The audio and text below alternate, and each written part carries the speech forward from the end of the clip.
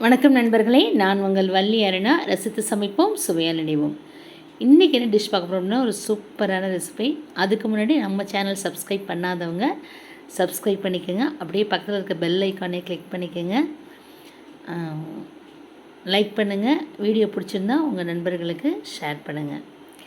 இன்றைக்கி என்ன டிஷ் பார்க்க போகிறோம் அப்படின்னா, உங்களுக்கு பார்த்தோன்னே தெரியும் பாருங்கள். சூப்பரான ஒரு கர மொறுன்னு ஒரு மஷ்ரூம் 65 தான் போட போகிறோம். சூப்பராக இருக்கும் பார்க்கவே.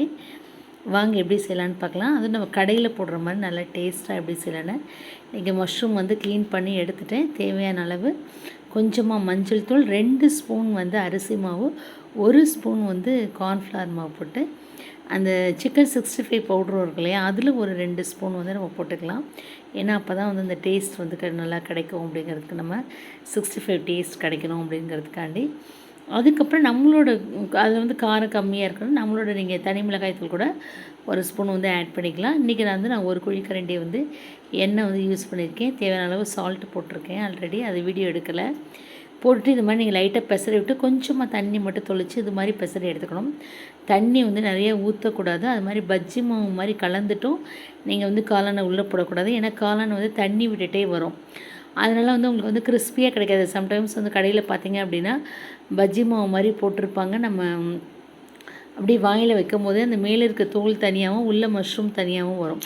ஸோ அது மாதிரி இல்லாமல் நீங்கள் நான் சொன்ன மாதிரி இது மாதிரி ட்ரை பண்ணிங்க அப்படின்னா நல்லா கிறிஸ்பியாக ரெண்டுமே சேர்ந்த மாதிரி சூப்பராக நல்லாயிருக்கும். காளானை க்ளீன் பண்ணிவிட்டு தண்ணி இல்லாமல் சுத்தம் பண்ணிக்கோங்க. 2 ஸ்பூன் அரிசி மாவு, 1 ஸ்பூன் கார்ன்ஃப்ளவர், கொஞ்சமாக மஞ்சள் தூள், சால்ட்டு, தனி மிளகாய் தூள் போட்டுட்டு நீங்கள் இஞ்சி பூண்டு பேஸ்ட் போட்டுக்கலாம். நாளைக்கு சிக்கன் 65 பவுடர் போட்டதுனால அந்த இஞ்சி பூண்டு பேஸ்ட்லாம் இன்றைக்கி ஆட் பண்ணலை பாருங்கள். அப்புறம் எண்ணெய் ஊற்றி தான் நீங்கள் லைட்டாக பசங்கிட்டு கொஞ்சமாக தண்ணி இப்படி தொளிக்கணும். அதில் 1-2 ஒட்டுற மாதிரி நான் காமிச்சிருந்தேன் பார்த்தீங்களா மாவு, அது மாதிரி இருக்கணும். அப்படி இருந்தால் தான் நல்லா கிறிஸ்பியாக அந்த மாதிரி தனித்தனியாக வரும் பாருங்கள். இதுக்கு ஃபுட் கலர் நான் தனியாக எதுவும் ஆட் பண்ணலை. உங்களுக்கு அந்த கலர்ஃபுல்லாக வேணும் அப்படின்னா நீங்கள் லைட்டாக கேசரி பவுடர் ஆட் பண்ணிக்கலாம். இப்போ நான் அதே கரண்டிலே எடுக்கிறதுனால லைட்டாக ஒட்டுது. இந்த மாதிரி கொஞ்சம் கொஞ்சமாக போட்டு நீங்கள் எடுத்துட்டிங்க அப்படின்னா ஒரு சூப்பரான ஒரு மஷ்ரூம் 65 ரெடி ஆகிடும். ஆல்ரெடி நான் மஷ்ரூமில் உங்களுக்கு நிறைய கிரேவி மசாலா அதெல்லாம் போட்டிருக்கேன். இதே மாதிரி ட்ரை பண்ணி பாருங்கள் எவ்வளோ சூப்பராக இருக்குன்னு. தேங்க்ஸ் ஃபார் வாட்சிங். தேங்க்யூ.